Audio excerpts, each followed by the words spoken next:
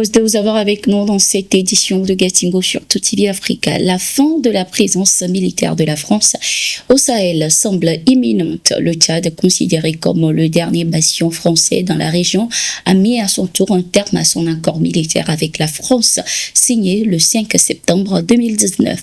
Déjà expulsé du Burkina Faso, du Mali et du Niger, la France avait choisi de soutenir le régime militaire de Mahamat Idriss Déby, espérant faire du Tchad un allié stratégique face à l'influence croissante de la Russie en Afrique. Le président Idriss Déby a accusé de museler l'opposition et la population a longtemps de la bienveillance et du soutien des Occidentaux, notamment la France, malgré les exactions dont il est accusé. Par la suite, Mahamat Idriss Déby a joué sa propre carte géopolitique. Dans un communiqué publié ce 28 novembre 2024, le ministère tchadien des Affaires étrangères a annoncé que le Tchad restait attaché à sa souveraineté et avait pris cette décision après une analyse approfondie. Après 66 ans de la proclamation de la République du Tchad, il est temps pour le pays d'affirmer sa souveraineté pleine et entière et de redéfinir ses partenariats stratégiques selon les priorités nationales. Le Tchad s'engage à respecter les modalités prévues pour la résiliation, y compris le délai de préavis, et à collaborer avec les autorités françaises pour assurer une transition harmonieuse, précise le communiqué. Pour nombreux, cette décision était prévisible compte tenu des tensions croissantes entre les deux pays ces derniers mois. Cependant, le Tchad a précisé que cette décision ne remettait pas en cause les relations historiques et les liens d'amitié entre leurs nations. Le gouvernement tchadien estime être déterminé à entretenir les relations constructives avec la France dans d'autres domaines d'intérêt commun au bénéfice des deux peuples. L'élection présidentielle au Mali aura-t-elle lieu bientôt? C'est la question que nombreux se posent après le Conseil des ministres du 27 novembre où le général Assimi Goïta, président de transition, a invité les membres du gouvernement à créer les conditions nécessaires pour organiser des élections transparentes et apaisées afin de mettre fin à la transition. Le général Assimi Goïta a ordonné au Premier ministre, le général Abdoulaye Maïga, d'élaborer un plan d'action global accompagné de plans sectoriels avec des objectifs clairs, des indicateurs et des chronogrammes de réalisation et de suivre leur mise en œuvre.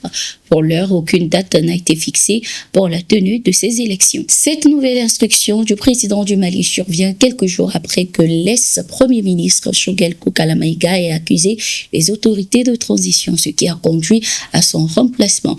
Les autorités militaires ont fait de la lutte contre le terrorisme leur priorité, estimant que cette lutte est la seule condition permettant d'organiser des élections apaisées et de mettre ainsi le pays sur la voie de la stabilité. Au Mali, 6 terroristes ont été arrêtés ce 27 novembre 2024. Ces individus seraient impliqués dans l'attaque du 17 septembre 2024 à Bamako. Selon les informations, ils sont accusés d'avoir facilité l'arrivée et l'installation des commandos terroristes responsables de l'attaque de Bamako. Ces assaillants auraient également mené des missions de surveillance des sites attaqués et apporté un soutien logistique aux groupes armés. Par ailleurs, l'état-major général des armées a appelé à la vigilance de la population, soulignant que des individus mal intentionnés liés au groupe terroriste pourraient se dissimuler parmi la population.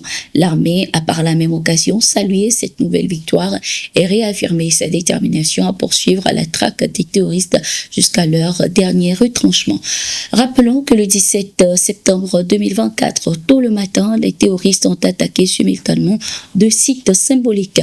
Il s'agissait de l'École nationale de gendarmerie situé dans le quartier de Faladier et de l'aéroport international Modibo Keïta à Bamako-Sénou au sud de la ville.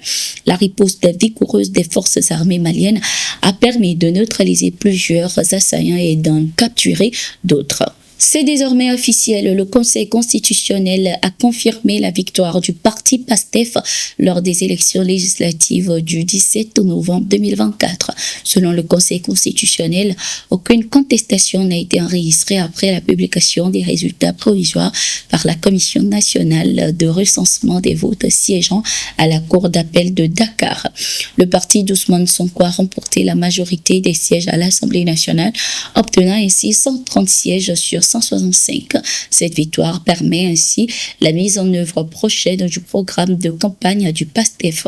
De son côté, la coalition de l'ancien président Macky Sall, Takoualon, a obtenu 16 sièges. Celle de l'ex-premier ministre Amadou Ba en a remporté 7 et celle du maire de Dakar, Barthélémy Dia, en a obtenu 3. Ainsi s'achève cette édition. Merci d'être resté avec nous. Nous sommes en continu sur vos différentes plateformes.